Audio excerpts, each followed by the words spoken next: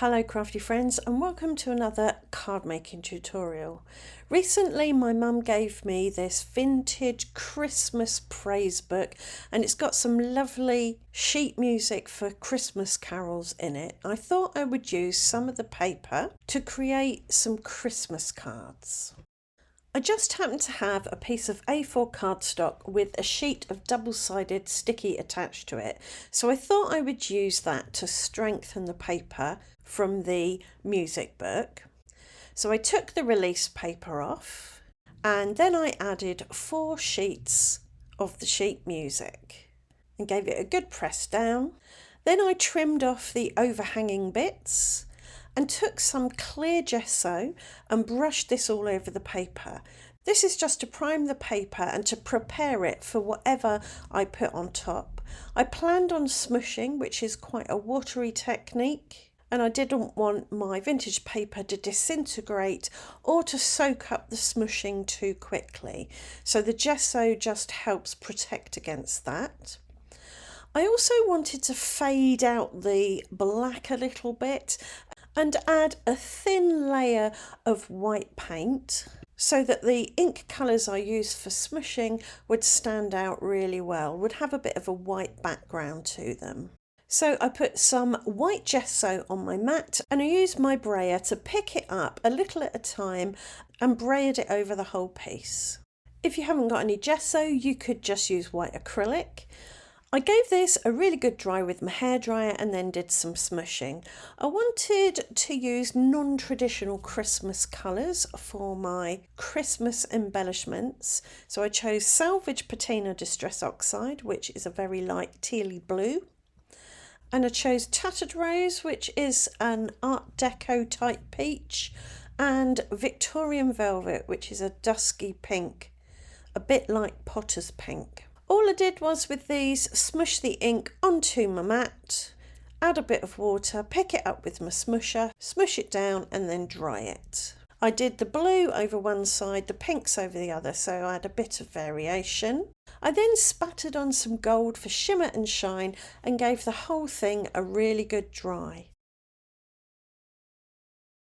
Once it was bone dry, I took 3 circle punches and punched out a load of circles to make baubles.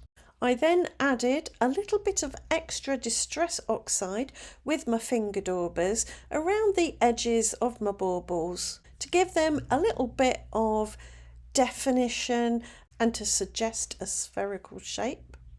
I then set these aside and created a stitched rectangle panel from smooth white card for my card front.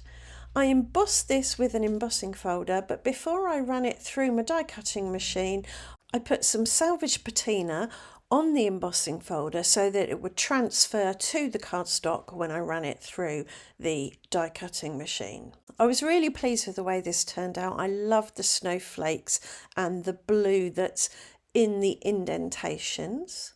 I stuck this panel onto a card blank of smooth white card using tape runner. I then placed some 1mm deep foam tape on the back of my baubles and added them in a visual triangle to the front of my card. To give my baubles some crowns or some caps, whatever you want to call them, I used a couple of small tag dies and cut just the top from some gold card. I then stuck these on top of each bauble, tucking them underneath the bauble. For my sentiment, I went through my Christmas sentiment box and I thought about adding Peace on Earth, but it was too big, so I just trimmed it down to read Peace. And then as a finishing touch, I added some Gold Coast Nouveau glitter drops. These dry clear and have gold glitter inside them. I think I will add some gold thread to the top of the baubles and just glue it carefully to the card so they're hanging from something. But essentially the card is finished. Off camera I did play around with adding some gloss to my baubles because they're quite matte, but I thought they might look nice with a bit of gloss. So first off I tried heat embossing them with clear embossing powder and they look really good, but I think I'd do a couple of layers, maybe 3 layers of embossing just to give them a bit of a domed look. Next, I tried brushing on some transparent texture paste, which is Glossy. This gave them a slightly glossy finish, so I probably wouldn't do this one in future for this kind of thing. Then I added some DIY glitter glue. I mixed some blue and silver glitter with some clear PVA glue and then spread it on. This did give them a nice glossy domed appearance, but some of the smooshing dissolved, I think, in the glue, so that was lost, as were the gold splatters that I did. Lastly, I flooded my circles with Nouveau Crystal Glaze, which is very similar to Glossy Accents. This looked lovely from a glossy domed perspective, but it again dissolved the smooshing and the gold splatters and took an absolute age to dry, so I don't think I'll do that for the rest of them. I do have a video in which I experiment with lots of ways of making paper glossy. I'll link that below in case you'd like to watch that. Right, that's this video done and dusted. I hope you've enjoyed it. I hope you want to come back for more. If you do, please subscribe and ring the notification bell, and see you back here very soon for another video. Thanks for watching. Bye for now.